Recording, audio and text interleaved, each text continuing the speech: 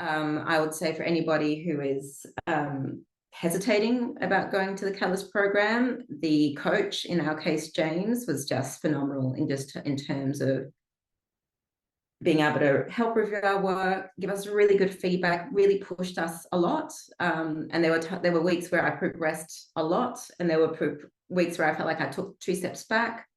But it was just having that like hard conversations and being upfront. And as he said, it was really just building that muscle. And I really felt like coming out of that 6 months, I've built this muscle.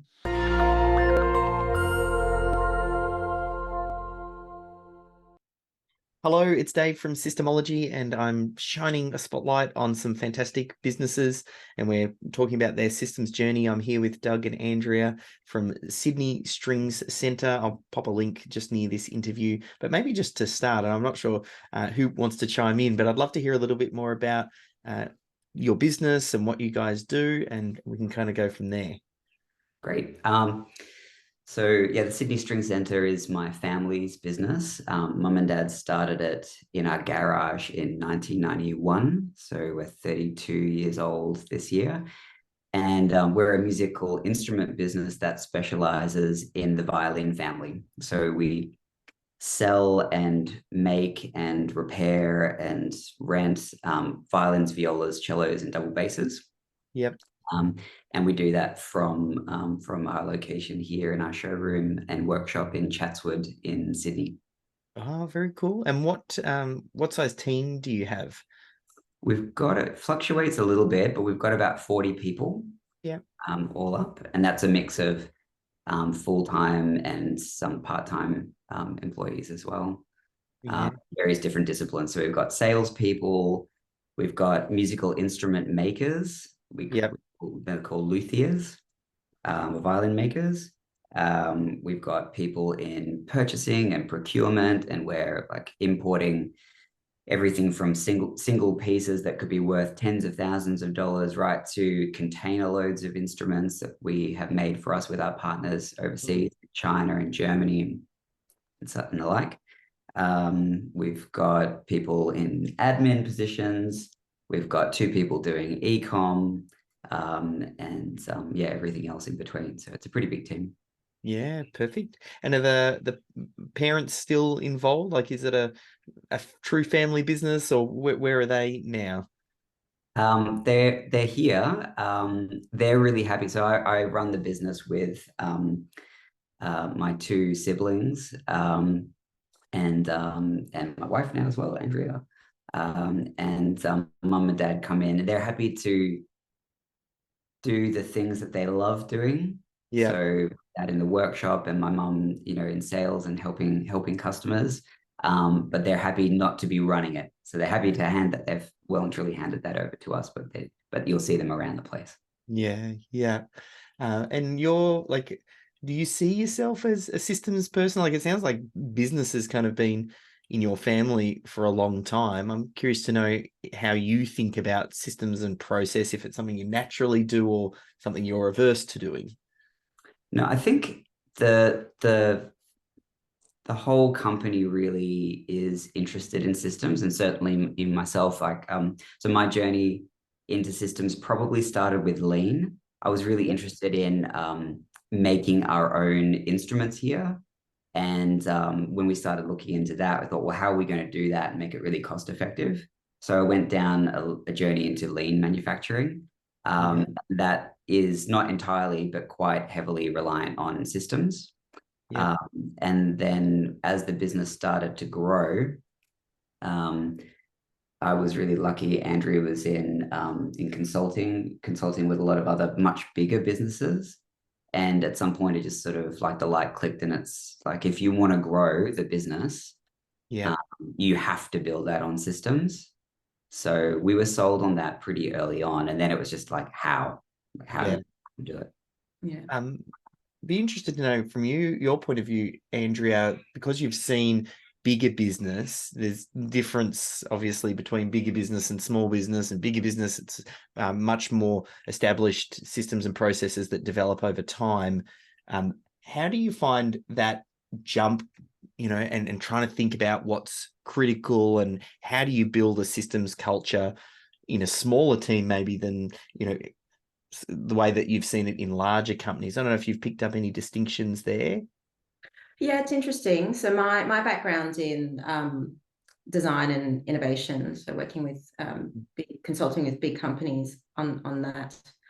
And when I came into the business, which was less than a year ago, it was interesting that everybody sort of, like big businesses in departments, everybody, they were doing their own things and they had their own processes, but it wasn't documented. If it was documented, it wasn't in a central place. And I think that does happen to a degree in big businesses, but sort of the big systems, like all the HR systems, obviously that's all centralized. And I think from both a small business and a large business, not having those systems and processes transparent really hinders collaboration. And that everybody ends up working in silos and they're not leveraging sort of the collective brain of the business. Yeah. Because you both have a background with systems then, with the Lean and also the work that you did, Andrea, with consulting. What was going on with you when you thought about or you came across SYSTEMology? How did you come across that? And you already have a systems background. So I'm just curious to know through your thought process, it sounds like you were sold on the idea of systems, but I'm just wondering what made you think, oh, okay, there's something here for us. So we were talking, as we do all the time here, about where the business is going. We're a business that really has grown a lot. So it's like in 12 or 13 years, we've gone from 3 or 4 people to 40. So it's been like slow, steady growth, and there's sort of like milestones along the way. And we love being in the business, but we recognize now that we need to be able to step back and have more of a helicopter view of what's going on and delegate well and trust people. We were thinking about opening in new locations or new business ventures, and we realized that we couldn't do that unless the business was highly systemized, like well and truly above and beyond the basic systems that we had in place. So that was like a light bulb moment. We realized that needed to happen. And then we, I guess, went on a journey to try and find who we wanted to work with to be able to guide us through that. And interestingly, I did the Key Person of Influence program with Glenn Carlson. And I think I probably saw that episode, that podcast, and you did a similar interview with Glenn about it. And that must have stuck around in my mind. And then similar to one of the other interviews I heard, I think SYSTEMology got recommended to me maybe on Audible or something like that. It just popped. So there were a few little things coming together. And I listened to that book first, and then I was talking to Andrea about how we could do something, and we investigated your method and a couple of others that were very systems focused, and we decided to go with yours. I mean, Andrea can explain probably a little bit better. Yeah, in my background, I've done a lot of design research, and I think your approach most aligns with sort of the work that I've done. It's very human first. It's very focused on the person and why they do things. It's very relational, as opposed to some of the other people that we were looking at who are it was very process and more like what technology systems are you using, not so much how are you leveraging the expertise in the business. And we really liked that approach. And also the process of extracting and seeing it firsthand. Again, that goes hand in hand with Lean, but also with design research and the customer research that I've done. It's that you've got to go straight to the source and ask the questions and get the context and understand the why, as well as what good looks like. The how is sort of one way to look at it. At that point, we were really wanting to really jump to optimizing, but we knew that we couldn't do any of that until we had gotten sort of what we do now. Yes, yeah. And so you come across the book, and then what made you think the group program, there's like a couple of different ways that you can work, you know, if it's direct with a systemologist or even do it yourself and drive it. Like, was there any particular thing that made you think the group program was a better fit for you? Yeah, so Doug read the book and then I read the book, and we're like, well, let's give it a shot. And this was probably this time last year, where we signed up to the do it yourself method, actually. Yes. And I started doing all of the BSA courses, and I got halfway through and I was like, okay, let's get started. And I was Yeah. like, how do I get started? The blank sheet of paper, I'd tried to do a CCF. And I think at one point, the person that we were talking with at SYSTEMology said, oh, I've actually got a cohort starting in January. I'll have James reach out to you. And at that stage, we're still like, oh, you know, we've got this, we can do it. But then I had so many questions and I was like, I don't know how to, like, where to start and where to feed the questions to. And speaking to James, I think it was just the reason why we decided to go with the Catalyst program is a couple of reasons. One is the accountability, sort of making sure that every fortnight you are progressing and you are making the most of the group and the feedback that James is giving you. But two, also, we probably could have worked it out ourselves, but just being able to refine quickly and being able to show someone what we've done quickly and get immediate feedback and improve. I reckon, you know, we probably would have gotten to the same place in twice or three times as long without the Catalyst program. And also being able to see other similar businesses in the same situation from all over the world, from all sorts of industries, and to know that we're all experiencing similar challenges was just also comforting to know. We decided we didn't want to go for the done for you version as well, because I think we felt we wanted to get our hands really dirty and get everybody involved so that it sticks. Because I have seen it a lot, and Andrea comes from a consulting background. Sadly, sometimes consultants can come in and make a big impact in a short amount of time, but if it doesn't stick, then it's not good in the long run. I definitely feel the Catalyst program is probably the best value program that we've got for making permanent change, because you really start to develop the habits of consistently thinking about systems, keeping it front and center, finding systems, your systems champion, and all those sorts of things. As you went through the program, is there anything that stood out for you that were either aha moments or breakthroughs for you, like now that you're on the other side from it? I don't know if there's anything in particular that jumps out at you for learnings. Yeah, for me, it was, if I think about where I started, and I'm a much more process-driven, organized, like I like to see where I'm going kind of person, much more so than Doug is. But in my mind, I think when I first read the SYSTEMology book, it was very much, okay, we're going to do one CCF, and then we're going to do the next CCF, and then we'll do the next CCF, and slowly and surely we'll get through everything. And what the biggest aha moment for me coming out of the program was that actually the first CCF is just how to almost like start a movement in your business. Like you got to the end of the CCF, people started seeing what you were doing. And we had, you know, I probably involved 5 key people in our first CCF, but actually as a result of that, and I gave weekly updates as to how we were going. At the end of that, I've actually got people now coming to me and saying, I've done this. Is this a system? Can you help me turn this into a system? Or I'm about to do X, Y, Z. Do you want to come film me and you can document it? To even like in our daily morning meetings, someone's about to do training and like, you know, be like, oh, let's video with this in case it can be a really good system or it can be a tack onto that system. So it's really spun a life of its own, I think, in terms of helping people think about there's value in systems, there's value in extractions, there's value in documentation. So that was sort of one key thing of the whole program.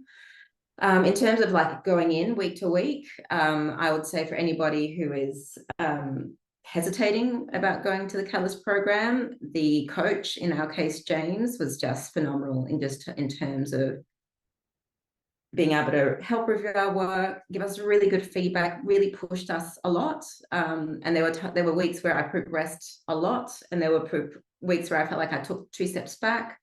But it was just having that like hard conversations and being upfront. And as he said, it was really just building that muscle. And I really felt like coming out of that 6 months, I've built this muscle.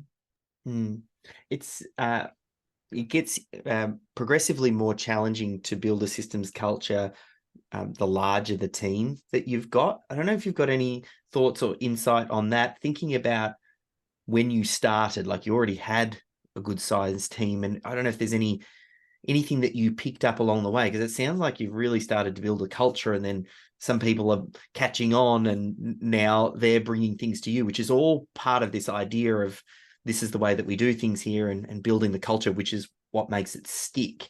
Have you got any insights on how that happened, or some of the challenges maybe that you overcome going through that? If there were resistance at the start? I think we had some resistance from a couple of staff members to begin with, but I think it was purely just they didn't understand what it was.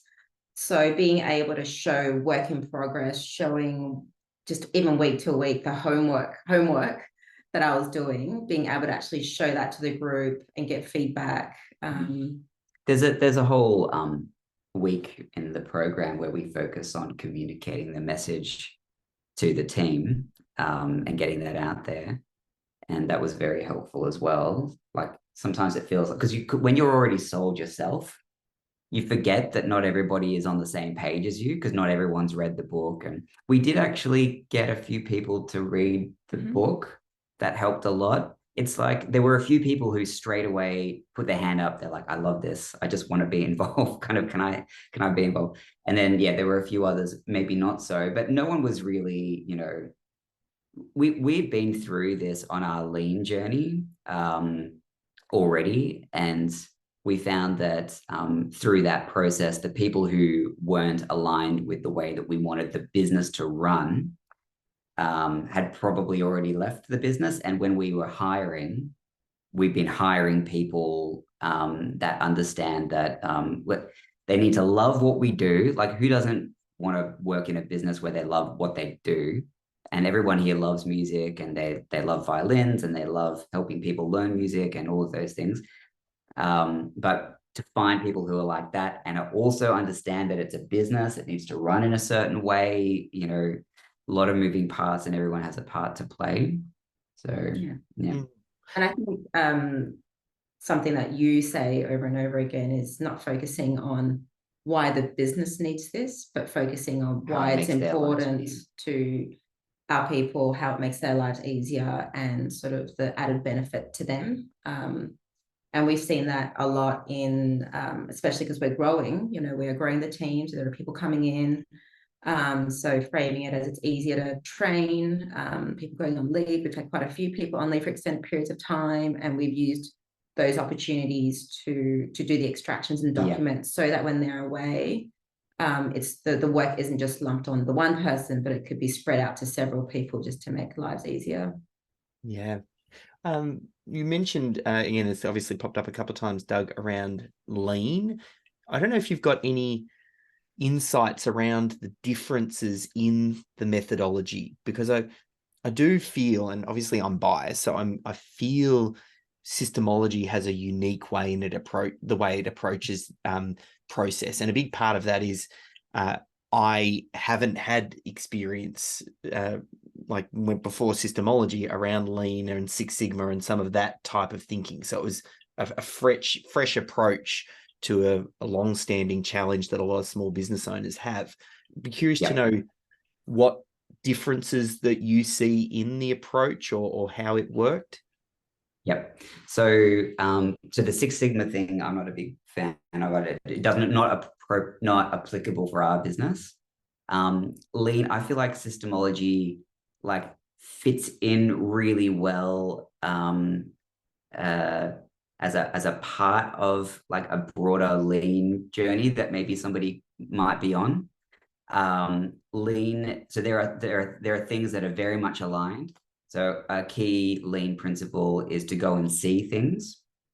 So rather than sitting around in an office talking about how things could be or how they were or how it was in that instance, the idea is to actually go and see what's going on and how it is happening currently, and to see what you can learn from that. So that, I think, is really aligned with the first step that you have to take in the systemology journey, which is actually to go and see how a process happens and to document it. Lean is really big on continuous improvement, which comes after the documenting and developing systems culture. So I think a lot of people start their lean journey as we did, and we're very focused on continuous improvement. Like we have a group chat in the business with everybody in it, and everybody is posting little improvements that they're doing every day to either a process or a physical place or a digital process or whatever. And I think, and the idea behind that is if everybody is producing just one small improvement every day, and there's 40 people in here, and then you time that 40 by 5 days in a week and 52 weeks in a year, then the business itself gets better. But it's easy to get carried away with that and forget that has to be the improvements should be building on something. And so I think systemology has helped us, especially those in the business who are really big on lean from a that's like Kaizen, continuous improvement perspective, to go, okay, before we get carried away with that, let's just have a look at how things are done now, document that, and then once that is the standard, then we can improve on that. So I think it actually complements a small business's lean journey. I'm not talking about like lean comes from the Toyota production system, and it's just a huge multinational kind of company. It's like it's different applying lean to a small business. So that's the way I think about it. It's like they're different, but they can complement each other. And I could see how somebody could get stuck on a lean journey, and that this could actually really help them to progress further with that. Mm-hmm. Pairing systemology and lean like really helps you to focus on those improvements. So yes, we do set targets every week to try and see how many, like I said, let's try to get to 50 today. And sometimes they are little ones, just around creating a new checklist at the front counter to make it easier for showroom staff to relay information to customers. And I know from your point of view, that is a system. But if we're thinking about those big systems, it just allows us to focus on, okay, if we're doing this improvement, is this improvement just like a little system? Or is it going to be so momentous that we need to think about updating the systems we've documented, and goes into the, well, who owns that, and how do we get approvals, and how do we get feedback? And like, I think it changes those improvements into something a lot more influential, has a lot more impact on the business. Lean is also quite firmly based in the elimination of waste, or what they call waste. Yes. And there's 8 different wastes, and on your lean journey, the hardest thing is to see the waste. And if you really have a good system, if you've got everything documented really well, you should be able to look at that system and go, okay, that part of it, that is waste, and we can eliminate, we can improve that or reduce that, whatever. But if you're just trying to do it willy-nilly, it's very hard to see that. So that's another thing I think that I believe as we move forward and get more things documented, that it will help us with that as well, the way that we see process and see waste. Definitely, I think systemology was designed with small business in mind. Like you said, lean thinking, it came out of Toyota world. And the biggest thing that a lot of small business owners struggle with is just repeatability. And you can get tremendous wins just by making things consistently repeatable. And what's unique in the way that systemology works is we leave optimization towards the end. That's once you capture that and it's consistent, you got a baseline. Well, now we can start to look to eliminate waste because we know what we're doing and we're all doing the same thing. I'm curious, like some of these ideas as well. I was going to check, Andrea. Were you the systems champion, or like who drove? Okay, so And so Doug actually brought me on after some time of convincing, and I came on purely as a systems champion. As most small businesses, you know, time is being chipped away, and I've been involved in other parts of the business, but still my sort of core role is to think about myself as the systems champion. I think the point is like we're all really busy, and like coming back to the KPI program that you did as well, you end up being really busy. If you do a good job with marketing, like incoming business is not a problem for us. We've got more than we can cope with. So once that's happening, it's hard because to grow again and to deal with all this incoming business that you want to be able to, you need good systems. So, and it's hard to cordon off somebody's time and say, hey, you, I don't know, sales manager or workshop manager or whoever, your job is now 50% going to be, you know, involved with this. So I recognized pretty early on that there's no, and I'm as the sort of the owner of the one of the owners of the business, really busy as well, can see the value, but not a lot of time. So, so we brought Andrea. I convinced Andrea to come join the business because Andrea's got a very unique way of looking at things, and I just knew that this would work. Also, that it wasn't likely, at least at the beginning, to get pulled into many other things and could solely focus on that. And I think if we didn't do that, we wouldn't have made the progress so quickly. It costs something to do this, but it pays back in droves. So what you've got set up to have a systems champion is absolutely essential, and for that person not to be the business owner, it's absolutely essential. But who to do that, I think, is a real discussion that you have to have. If it's a small business, you consider, I think, actually getting somebody in, you know, or reallocating somebody's role so that they've got it for a 6-month period or 12-month period. Yeah, and we talked about like, now that we're along the journey and there's momentum, is it time to hire someone else, whether it be offshore, onshore, whoever it is, to continue it? But I had said to Doug, like, I've been around the business for a long time, obviously, being part of the family. But having officially joined the business, it's actually the best way to get to know every part of the business well. Yes. And there is no other way that I could have so quickly learned the business as well as I did by just being there and watching and filming and thinking deeply about the processes.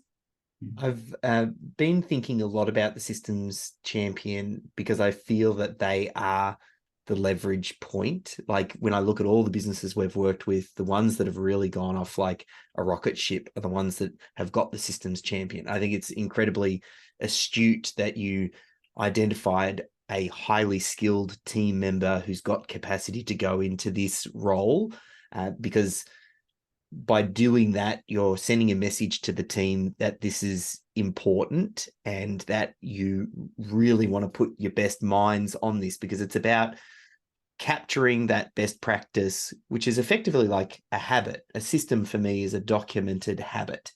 And we use that to transfer it to newer, less skilled team members as a way for them to, they follow the process until it becomes a habit that they just do naturally, and not something they necessarily have to think about. So I think this idea of the systems champion, and you guys are an absolute prime example of this, of getting the right person into the place and then recognizing the ROI on that.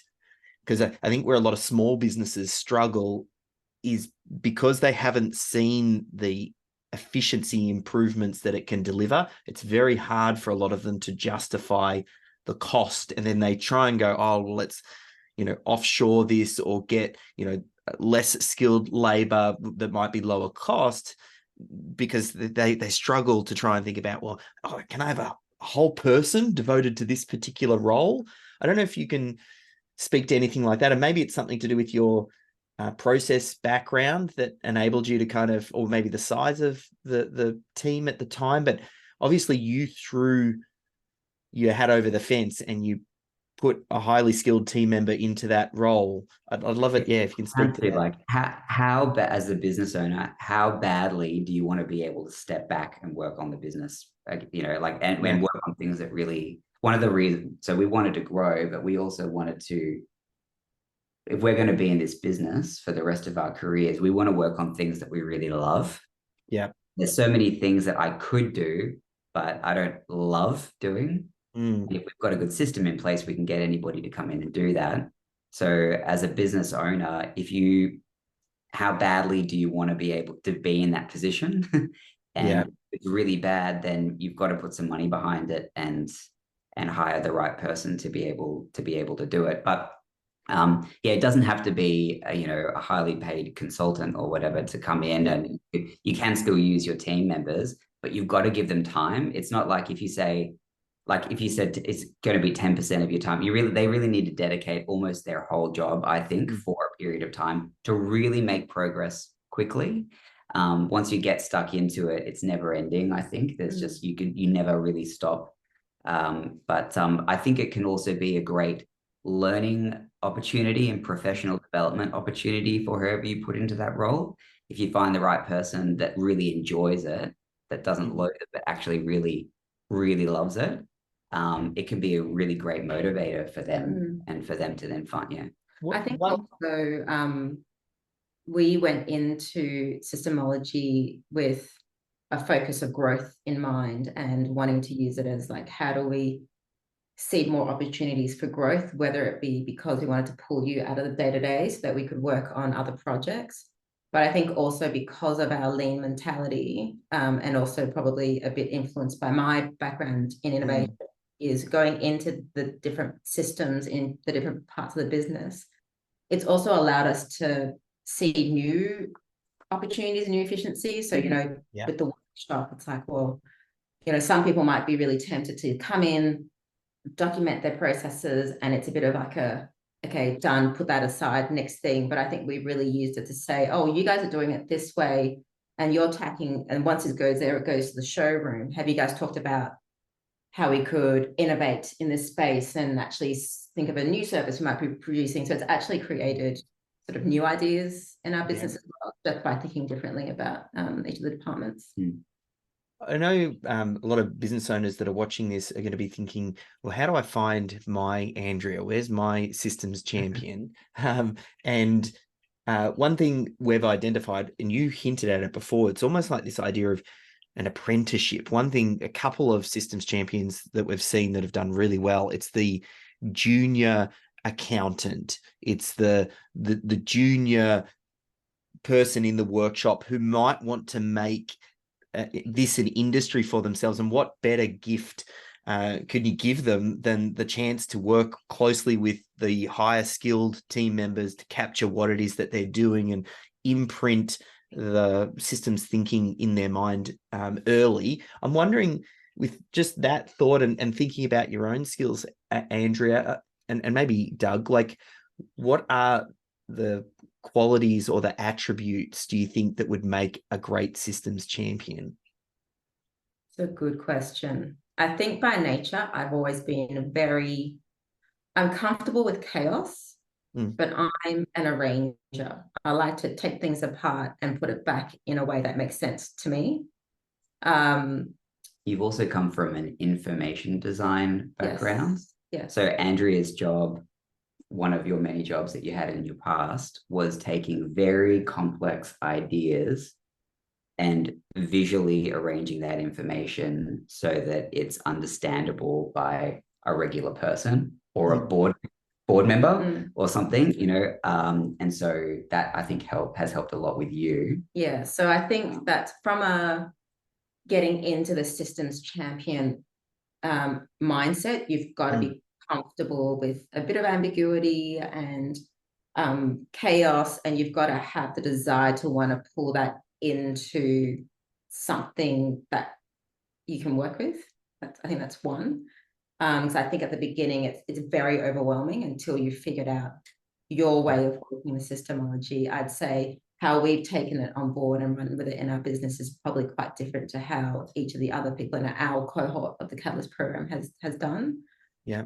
So that's sort of as a mindset. But yes, then in terms of the extractions, in terms of the documentation, you know, coming from my design research background, it's all about having the empathy, really wanting to understand why people do it that way, and having the ability to ask good questions. And I think you can learn that.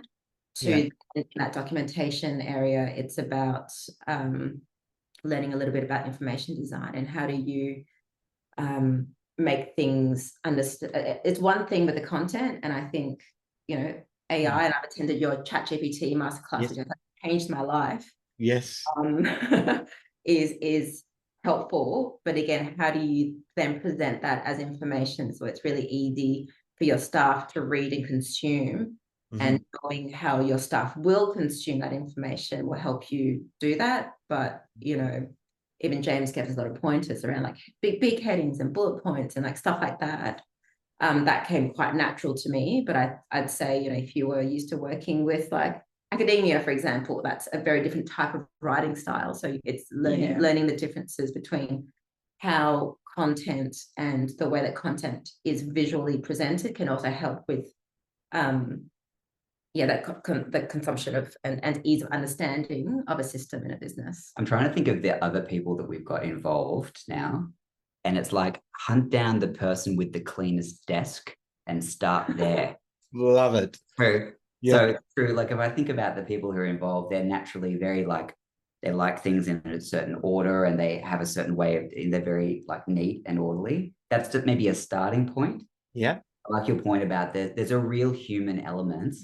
And if you're doing the extraction, you are observing the way they do it, but and this is from your design research background, you are asking a lot of questions along the way, probably more than what James was comfortable with. James is always like, he doesn't like when I ask questions.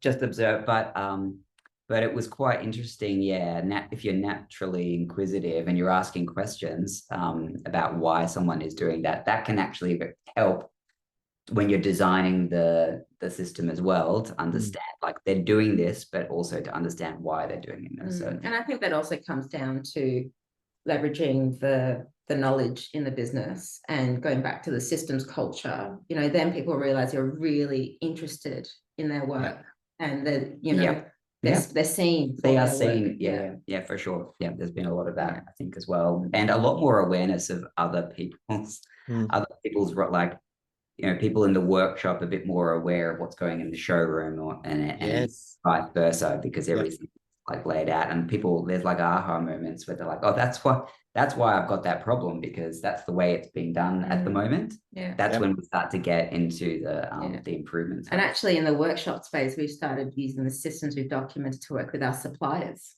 So this is actually really interesting.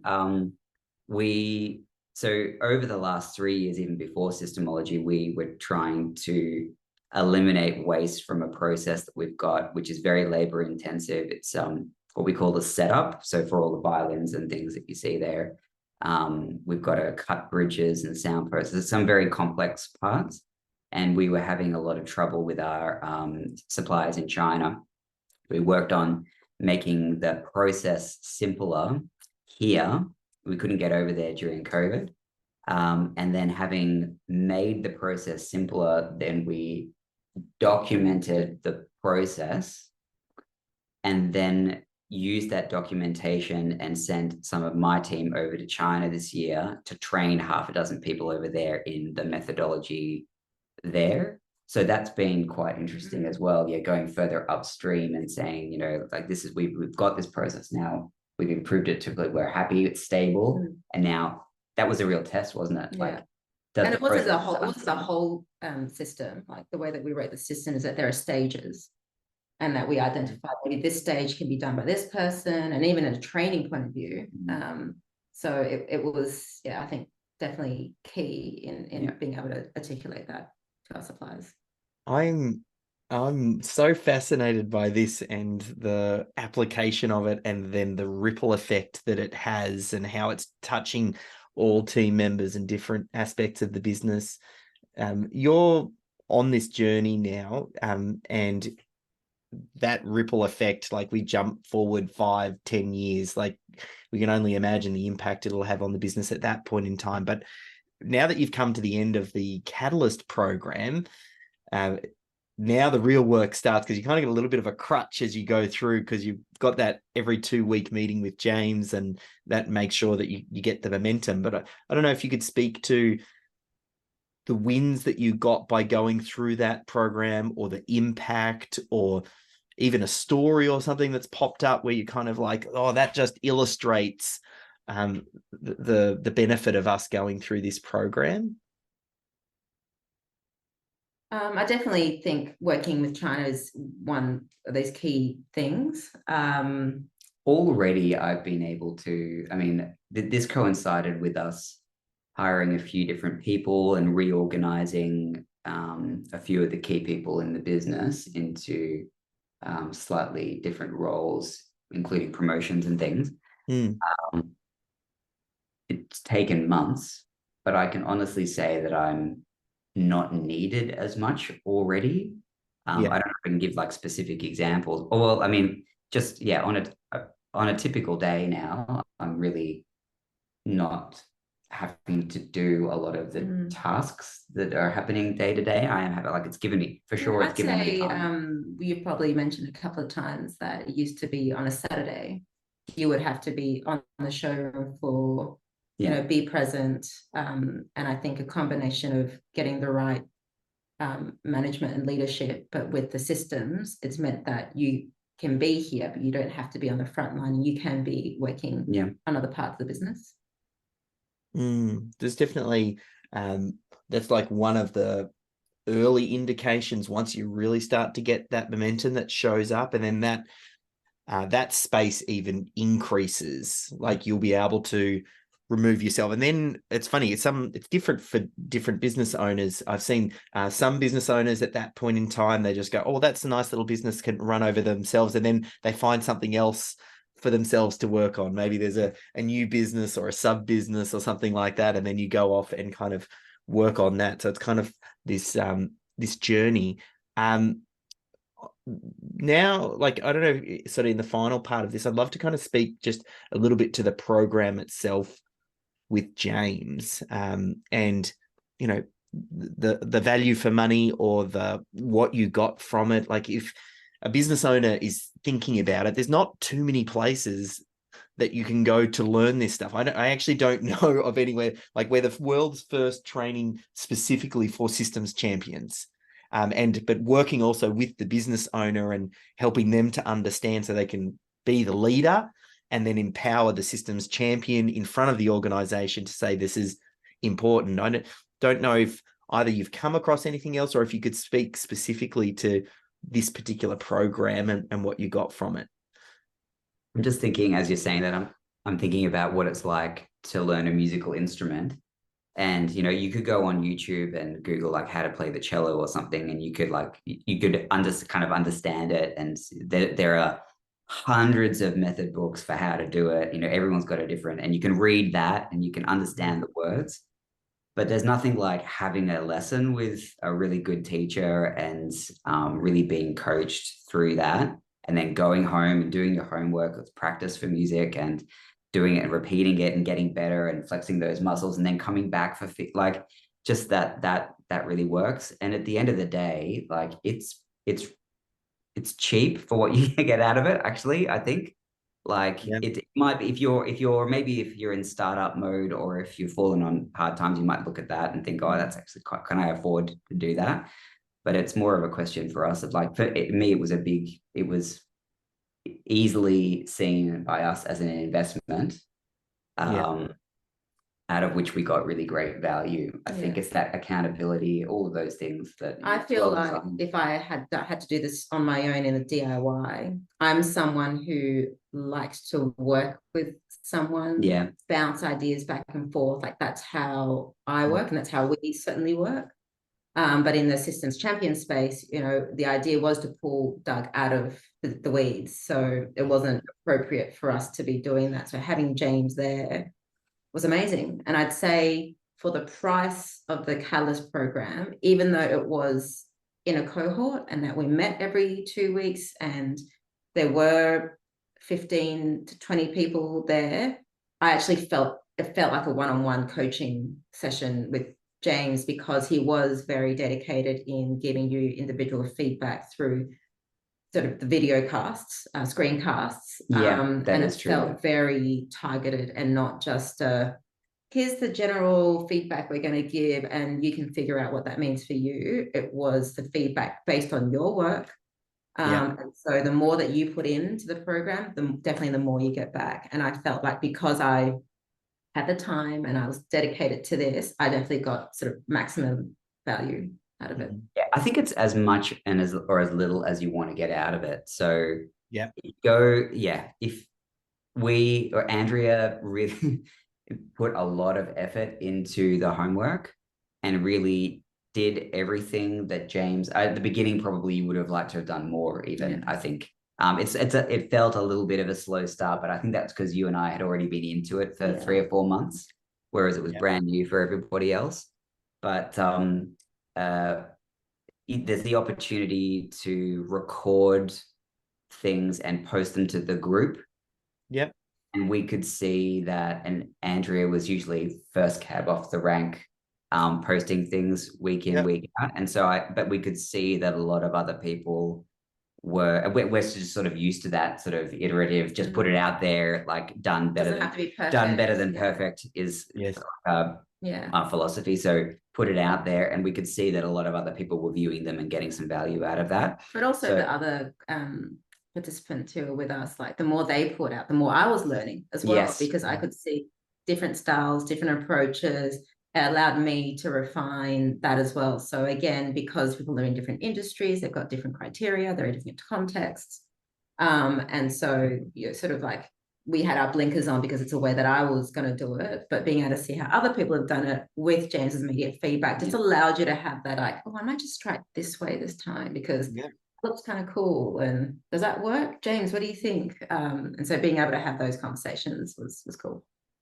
It's you're on the journey to develop what I call the master skill of business. Like if you can develop effective business systems, that ultimately is the master skill, because you're capturing the way that something is done and then you're making it transferable. So that way it can be done without key person dependency, without relying. So it's like in our industry, in musical instruments or music teaching or whatever, everyone is passionate about it actually. And people often think that passion trumps everything, but it really only gets you to a certain point. I think there's plenty of people in our industry that are really passionate about what they do.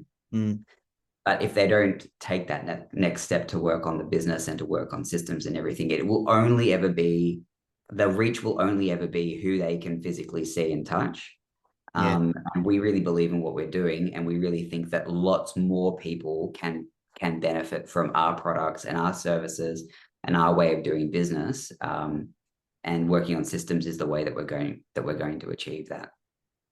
I have thoroughly enjoyed this conversation. So thank you so much for indulging me. I don't know if it's just as enjoyable for you as it is for me, but just hearing this, I know it's going to inspire other business owners in similar situations. The way that you're able to articulate it, and there's so many insights that you shared all the way through. Just want to say a huge thank you for being just a great example for building a systems-driven company and making it accessible for other people, like just so real and honest. And I absolutely loved it. I'll let you have the final word, and then I'll make sure I pop a link over to the Sydney Strings Centre. So if anybody wants to get their violins or get into your world and see what a systems-driven company looks like, they'll be able to find you. But I don't know if there's any final things you'd like to add on. No, I think we've said most things, but seriously, if anybody is into, we do, because people find what we do very interesting, and we really are, making things here, and we do give little tours of our workshop, and you'll see a lot of the systems here, like in action. So if anybody's even remotely curious and in Sydney and they want to come down and see us and chat with us, then they're always welcome. And as the systems champion, if you're hesitating just go for it, like trust the process. We really enjoyed it and got heaps out of it. So just do it. Thank you, guys.